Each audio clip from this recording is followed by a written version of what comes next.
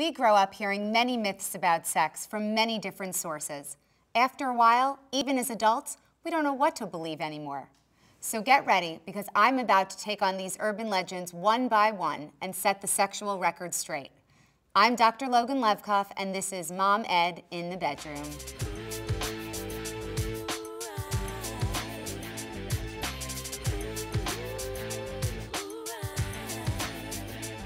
Hi, thanks for joining me.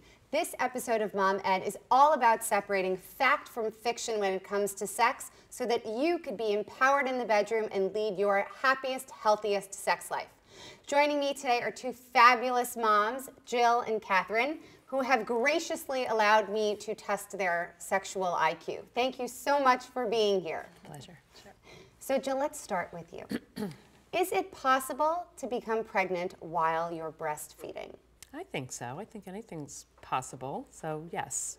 Catherine, you want to weigh in on that? Is it? I may be in trouble then.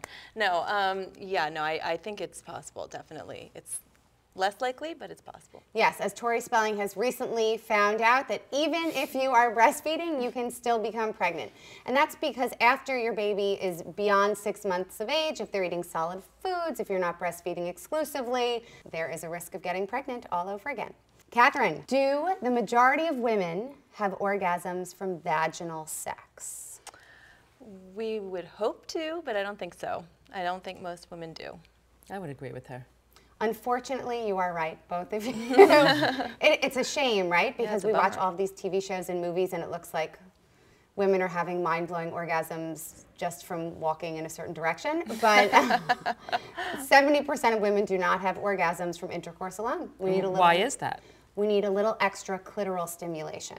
So hands, vibrators, tongues, anything other than just penetration. Jill, is it possible to become pregnant if you have sex during your period?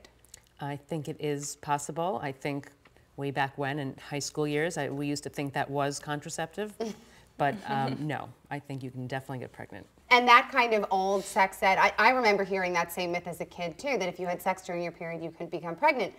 But the truth is that it's possible to become pregnant at any time during your menstrual cycle. 2% of women start their fertile period 4 days into their menstrual cycle. So period sex is definitely not good contraception.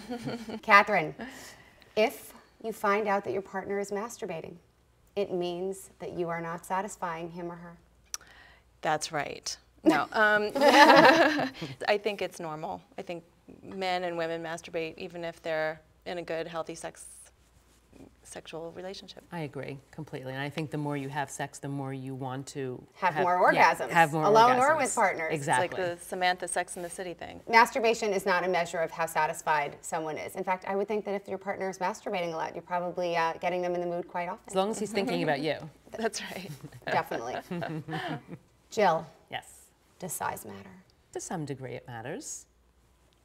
Catherine? Yeah, to some extent, to some length. Not that much. I think that men and women have a hard time with this question because we really don't know how to answer it, right? If we say it matters to us, then people say, oh, size queen, you're that kind of girl, right? And we're in trouble either way. But the average erect penis is about 5.5 inches, and a woman's vagina is typically about 3 inches long and expands to about 4 inches when we're aroused. And we really only feel sensitivity on the outer third. So even though size is important to some of us, it's really about the motion. And the position. And the position. Next myth. If you fantasize about other women or like lesbian porn or erotica, you're secretly a lesbian. No. No.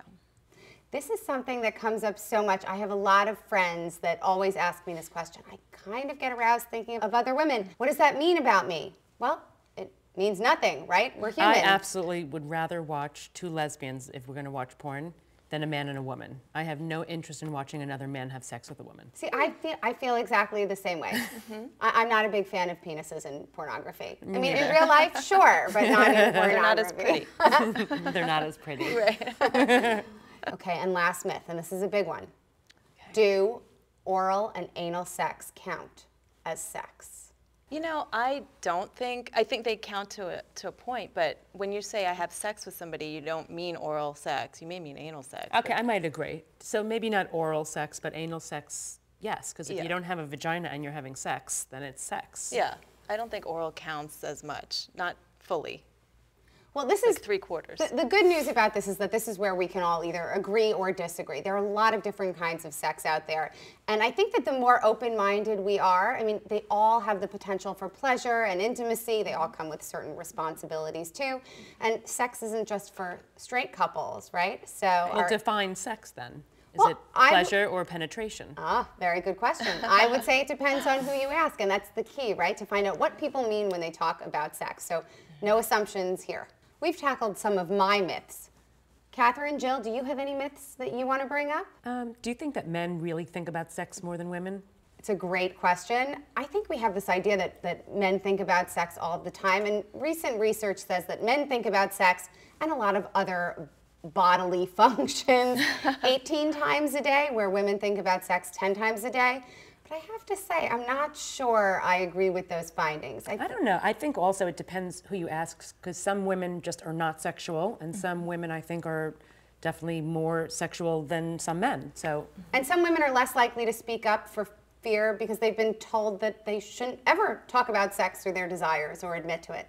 So I think that if we communicate better, then we'll all be thinking about sex a lot and certainly having more of it. Thank you so much for joining me today and helping debunk some of the most common sex myths that are out there.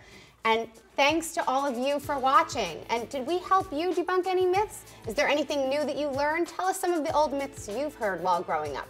And don't forget, subscribe to CafeMom Studios on YouTube so that you don't miss a single episode of Mom Ed in the Bedroom.